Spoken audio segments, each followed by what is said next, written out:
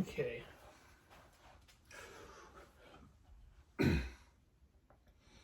What makes you, you?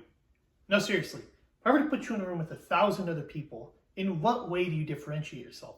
Is it just by physical appearance? Or is it perhaps more to do with who we are on the inside, on our identity, or perhaps to do more with our mental minds? Mental health as a field specialized towards men is something that has gained more prevalence in today's society. A research article published by PubMed in 2018 noted that the attention towards men's mental health has increased over several years. There's been an increased effort into examining the issue and documenting of social deterrence and a critical analysis of health service providers in today's society. But the thing about mental health is that it's not a one-size-fits-all issue. It's our minds. It's the layers of complexity that interpret the physical, the spiritual, and the social understanding of the world around us. And as we as a society address mental health, we often undervalue or ignore certain aspects that may play a crucial role into understanding it. And one such aspect I want to dive into is hair. I believe that hair plays a crucial role as a stigma that should be addressed in the discussion surrounding men's mental health. For many of us in this room and our personal lives, hair is in essence who we are as a person. We talk a lot about the color, the style, or the physical appearance as a reflection of our own personality, but never is there much attention garnered to this aspect, or what happens when we lose that aspect of ourselves. Today I want to talk about hair's importance in regards to mental health, why hair matters in the discussion of mental health in terms of health and social media, how these problems cause and negatively impact our mental health in regards to body image and our connection to our physical selves, and finally, how we can address these problems, both on a societal but also on a personal level, and how we factor hair in the face of mental health. Now let's begin with discussing the problems. Now, you might be asking yourself, why hair? Why should hair be the focal point of addressing mental health? Why not any other feature of the body part?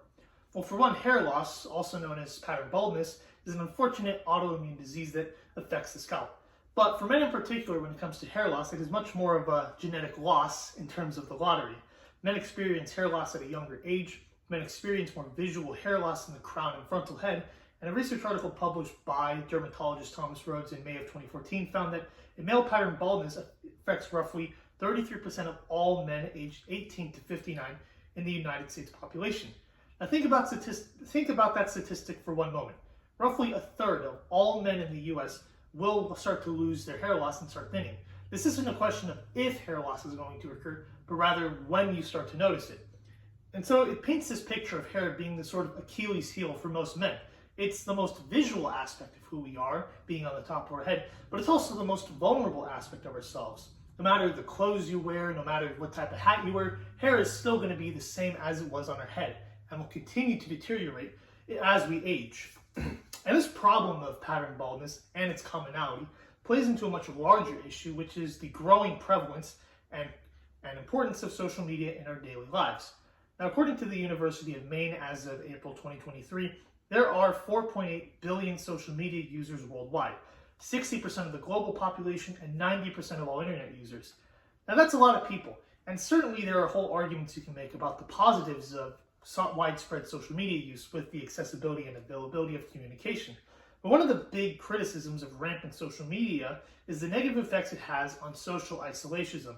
Social media filters how we perceive the world around us. It impacts our ability to form social connections, and it cultivates a competitive and comparative culture online. It makes us obsessive over unnoticed details in an attempt to present ourselves as perfect like others. And so when we paint the picture as a whole, together, you have a third of all men in the US who start to experience some form of hair loss or thinning at the top of their head, combined with a hyper-competitive social media content or a social media culture that puts a big priority on physical appearance and perfection. It's a pair that goes as well as texting and driving, as in it doesn't. So now that we've seen these problems of pattern baldness and how these problems interject with social media, what do these problems then cause? As a result of social media and public perception, self-esteem and body image are all negatively impacted by increased focus on physical appearance and are harmful to one's mental health. Now, when we think about body image and body dysmorphia, we think often about aspects such as weight or muscle mass. But hair loss is much like these aspects, and in some cases even worse, because unlike weight or muscle mass, you can often lose, it's uncontrollable and more about genetics. We as humans feel the need to conform with society around us and the world around us. And because of social media, Because social media sets the world as an idealized and unrealistic standards, it misconstrues our understanding of what the social standards really are, and it creates a shadow of anxiety and depression over one's physical appearance, often when they are really unnoticed by most people.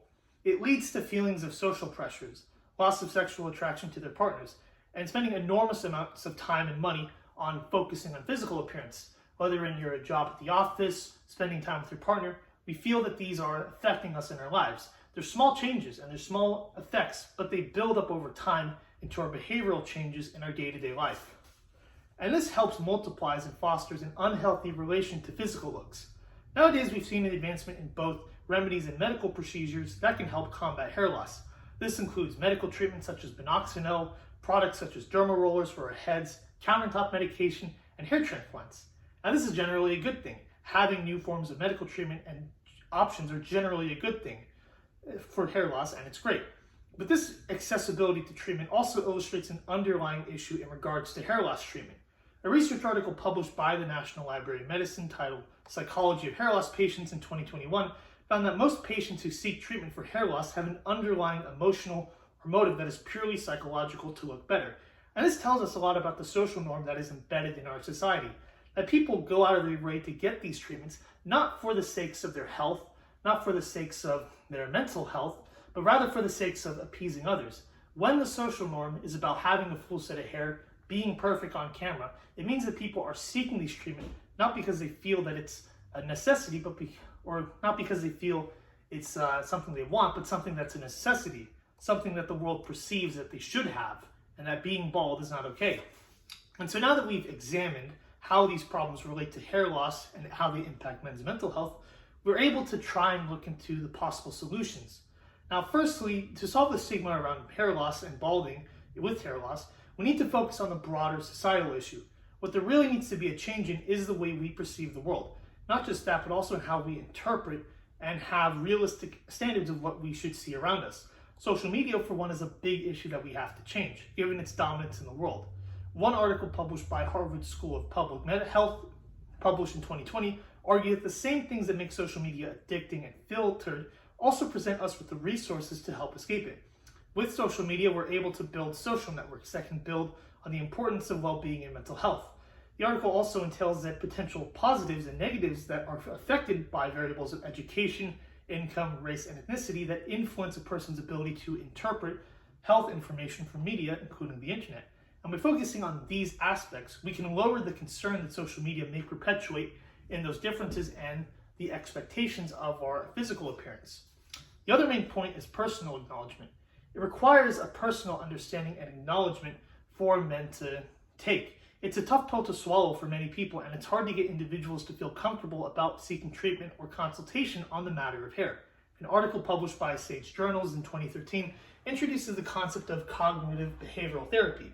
CBT is a form of psychotherapy that improves mental health by addressing the connections between negative thoughts, emotions, and behaviors.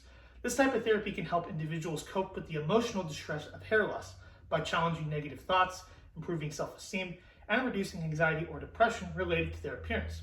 And we've seen this prevalent in some form or another online.